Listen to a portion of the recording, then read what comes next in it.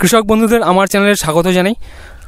আজকের ভিডিওটি আমি শীতকালীন সবজি চাষের মধ্যে পার্টিকুলারলি যে লাউ চাষ হয় তার উপর নিয়ে এসেছি।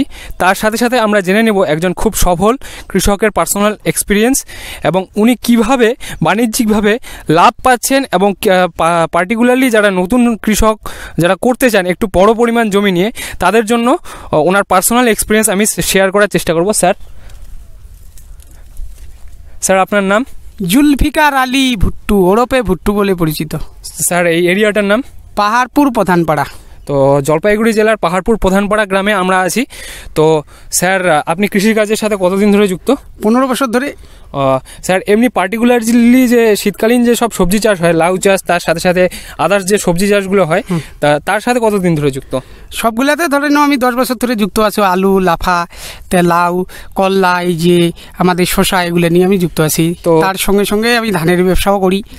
তো স্যার এই যে লাউয়ের যে এত ভালো ফলন পেয়েছেন, তো ফার্টিলাইজার কি হিসাবে আপনি ইউজ করছেন? না, সর্বপ্রথম আমাদের বীজটা দেখতে হবে, সার্টিফাই বীজ লাগবে। এটা আমাদের সার্টিফাই বীজ পান নামে পরিচিত। আচ্ছা। আর তারপরে দেখতে হবে জমিটা কি রকম ওর শক্তি আছে। জমিটা একটু উঁচু লাগবে এবং সারগুলার প্রয়োগ করতে হবে। যেমন আমি গোবর সারটা আমি বেশিভাবে প্রয়োগ করছি। গোবর আর যে বায়ুজাম, সোয়েল, জিঙ্কস, বোরন, এগুলো আমি বেশি পরিমাণ ব্যবহার করছি। আচ্ছা। তো স্যার এই যে যারা ধরেন নতুন কৃষক আর কি, তারা প্রথম দিকে ধরেন অল্প পরিমাণে করে বাণিজ্যিক দিক থেকে একটুখানি যাতে সাফল্য পায়, তো তাদের ক্ষেত্রে আপনার কি পরামর্শ থাকবে? ওদেরকে দেখতে হবে সর্বপ্রথম জমিটা একটু উঁচু লাগবে, মাটিটা, এবং যদি বেশি ধরনের জল জমে থাকে তাহলে সেখানে লাউ চাষটা ভালো হবে না। লাউ চাষ একটা উঁচু, হ্যাঁ একটু উঁচু, মানে উর্বর জমি লাগবেই। আচ্ছা। তো স্যার এমনি বাণিজ্যিকভাবে কিরকম লাভ হয়? হ্যাঁ, মোটামুটি এই আমি যেটা লাগাইছি গতবার 25,000 টাকা মতো বিক্রি করছি। এবারও তো ওই রকমই বিক্রি করবো আশা করছি। আচ্ছা। তো এমনি যে বীজ আনেন, বীজ কোথা থেকে আনেন? আমি সার্টিফাই ময়নাগুড়ি থেকে নিয়ে আসি। ময়নাগুড়ি থেকে। এমনি সরকার থেকে কি সাহায্য দেওয়া হয়?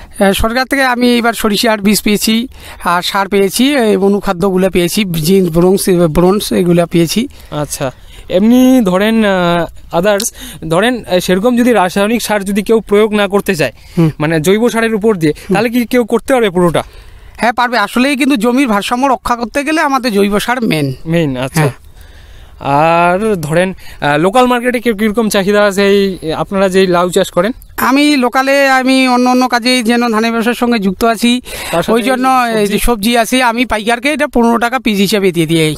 এবার কালারের উপর নির্ভর করে কিরকম কোয়ালিটি তোমার লাউয়ের, সেটার উপর নির্ভর। আচ্ছা স্যার, আপনি এই যে সবজি চাষের সাথে সাথে এই লাউ চাষের সাথেও যুক্ত, তো এত কিছু সামলান কি করে? আমার সকালবেলায় আমি 5টা, 5:30টার দিকে উঠি। আমার সকালবেলা কাজ করতে খুব ভালো লাগে, শরীরটাও আমার ঠিক থাকে, খাওয়া দাওয়া ভালো হয়, ঘুমও ভালো হয়, ওই জন্য আমি সবজিটা তো একটু সময় দিই। আর এমনি যে এই ধানের জায়গাটা বললেন, তো সাইড বাই সাইড করছেন কি করে? আমি সকালে 5টার দিকে উঠে 8টা পর্যন্ত কাজ করি, তারপরে চাটা খেয়ে বাড়ি থেকে বস্তা এবং পয়সা টয়সা নিয়ে আমি ধান কিনতে যাই। আর স্যার এই যে জলের ব্যাপারটা, মানে যেমন ধরেন কি পরিমাণ জল লাগে এই লাউ চাষ করতে গেলে? লাউ মোটামুটি ধরেন 10 সেন্টিমিটার জল হয়ে গেলে হয়ে যায়, মানে ওইভাবে হিসেবে আপনাকে সেচ করতে লাগে। তো তার আর আদার্স বলতে গেলে এই শীত আমাদের যে এই পার্টিকুলার ধরেন উত্তরবঙ্গের যে আবহাওয়া, তো ওইটা এই ধরনের শাকসবজি চাষের জন্য কীরকম মনে হয় আপনার? পুরোপুরি উপযুক্ত আবহাওয়াটাই যখন আমরা যারা কৃষক, আমি আলু সম্বন্ধে যদি আমার ধারণা আছে, আলুটা এবার যে একটু লেটে হয়ে গেছে, কিন্তু বৃষ্টির পরিমাণটা বেশি ছিল এবং ওয়েদারটা একটু মাঝে মাঝে চেঞ্জ হয়ে যাচ্ছে। কিছুদিন আগে যেটা নভেম্বরের মাসে, অক্টোবর নভেম্বরের দিকে একটু পুরা যখন আমরা ধান কাটি তখন কিন্তু ওয়েদারটা খুব গরম ছিল। এখন যে পরিস্থিতি আছে তাদের পক্ষে, আলুর পক্ষে ভালো। আর আদার্স যে এই সবজিগুলো, আপনি যেমন লাউটা আপনার খুব ভালো ফলন আসছে, তার সাথে সাথে আদার্স যেসব সবজি আপনারা করেন তার ক্ষেত্রে আপনার কি মনে হচ্ছে কিরকম লাভ পেতে পারেন? না, আশা করছি তো আমি ভালো লাভ পাবো। আচ্ছা, আমার একটা আশা আছে। আশা আছে এই জায়গাটার দিক থেকে। থ্যাংক ইউ স্যার আপনার পার্সোনাল এক্সপিরিয়েন্সের জন্য।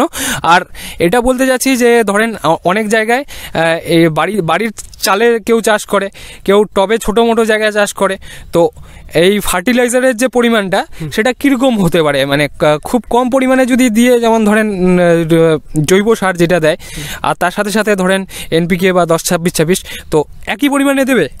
না, দেখতে হবে গাছটাকে আমি জৈব দিয়ে করলাম, গাছটার কোনো পোকা আসে না, কোনো প্রবলেম আসে না, ওকে ধসা রোগ ধরছে বা সেটাকেও একটু লক্ষ্য করতে হবে। এবং জলটারও যেরকম দরকার সেরকম রোদটারও দরকার আছে, আবহাওয়াটারও উপর নির্ভর করে। শুধু ছায়ার মধ্যে একটা গাছ গাড়লা, তোমার লাউ একটা ফুললো, দুইটা ফুললো, তার বেশি তো ফুলবে না। ওকেও খাওয়া দিতে হবে, দেখতে হবে ওর শরীরটা কি বলতেছি, সেটা একটু অনুভব করতে হবে যে ওর প্রবলেমটা কোথায়, সেটাকেও জানতে হবে। থ্যাংক ইউ স্যার আপনার পার্সোনাল এক্সপিরিয়েন্সের জন্য। যারা যারা দর্শক বন্ধুরা আছেন, যারা দেখে আমার ভিডিওটি দেখে লাভ পেয়েছেন বা ইনফরমেটিভ বলে মনে হচ্ছে, তবে আমার চ্যানেলটিকে সাবস্ক্রাইব করবেন এবং কমেন্টে জানান যে পার্টিকুলারলি আপনাদের যেসব প্রশ্নগুলি আছে আমি উত্তর দেওয়ার চেষ্টা করব। এবং যদি ভিডিওটি ভালো লেগে থাকে তবে লাইক, কমেন্ট এবং শেয়ার করবেন।